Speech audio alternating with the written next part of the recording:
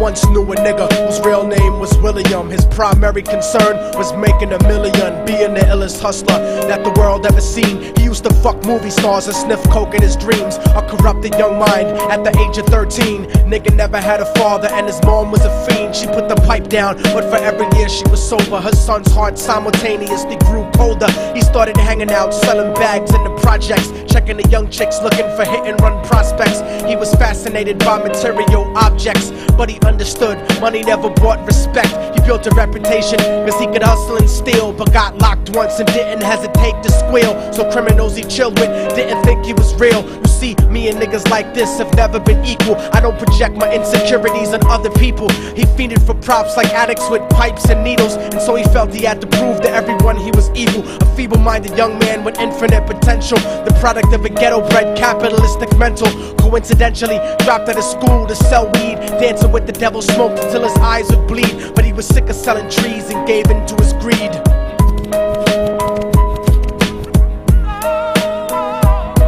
Everyone trying to be trife never faced the consequences. You probably only did a month for minor offenses. Ask a nigga doing life if he had another chance. But then again, there's always the wicked that knew in advance. Dance forever with the devil on a cold cell block. But that's what happens when you rape, murder, and sell rock. Devils used to be gods, angels that fell from the top. There's no diversity because we're burning in the melting pot.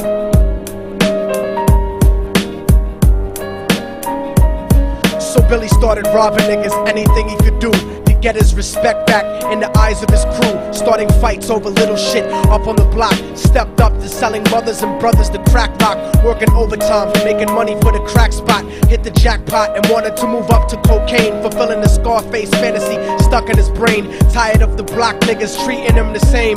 He wanted to be major like the cutthroats and the thugs. But when he tried to step to him, niggas showed him no love. They told him any motherfucking coward can sell drugs. Any bitch nigga with a gun can bust slugs.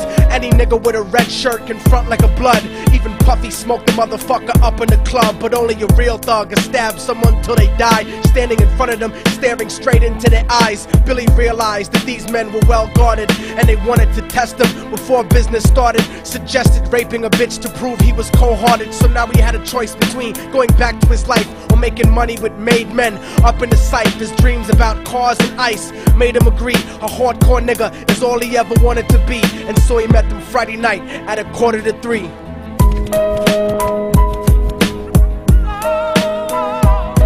Everyone trying to be trife never faced the consequences. You probably only did a month for minor offenses. Ask a nigga doing life if he had another chance. But then again, there's always the wicked that knew in advance. Dance forever with the devil on a cold cell block. But that's what happens when you rape, murder, and sell rock. Devils used to be gods, angels that fell from the top. There's no diversity because we're burning in the melting pot.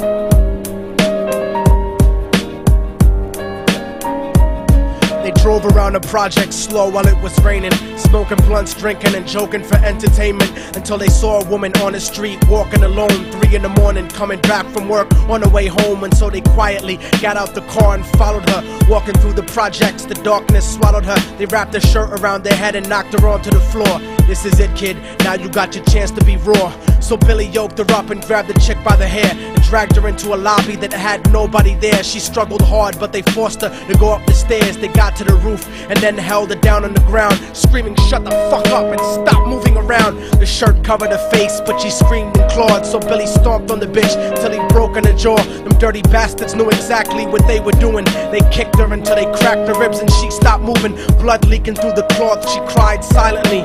And then they all proceeded to rape her violently. Billy was made to go first, but each of them took a turn, ripping her up and choking her until her throat burned. Her broken jaw mumbled for God, but they weren't concerned. When they were done and she was lying bloody, broken and bruised, one of them niggas pulled out a brand new 22. They told him that she was a witness for what she'd gone through, and if he killed her, he was guaranteed a spot in the crew. He thought about it for a minute, she was practically dead, and so he leaned over and put the gun right to her head. I'm falling and I can't turn back. I'm falling and I can't turn back. Right before he pulled the trigger and ended her life, he thought about the cocaine with the platinum and ice, and he felt strong standing along with his new brothers. Cocked the gat to her head and pulled back the shirt cover, but what he saw made him start to cringe and stutter, cause he was staring into the eyes of his own mother. She looked back at him and cried cause he had forsaken her. She cried more painfully, and when they were raping her, his whole world stopped. He couldn't even contemplate. His corruption had successfully changed his fate, and he remembered how his mom used to come home late, working hard for nothing, cause now what was he worth? He turned away from the woman that had once given him birth, and crying out to the sky cause he was lonely and scared, but only the devil responded cause God wasn't there. And right then he knew what it was to be empty and cold, and so he jumped off the roof and died with no soul. They say death takes you to a better place, but I doubt it. After that they killed his mother and never spoke about it. And listen, cause the story that I'm telling is true, cause I was there with Billy Jacobs and I raped his mom too. And now the devil follows me everywhere that I go. In fact, I'm sure he's standing among one of you at my shows, in every street cipher listening to Little Thug's flow. He could be standing right next to you and you wouldn't know. The devil grows inside the hearts of the selfish and wicked. White, brown, yellow and black color is not restricted. You have a self-destructive destiny when you're inflicted, and you'll be one of God's children that fell from the top. There's no diversity because we're burning in the melting pot. So when the devil wants to dance with you, you better say never, because a dance with the devil might last you forever.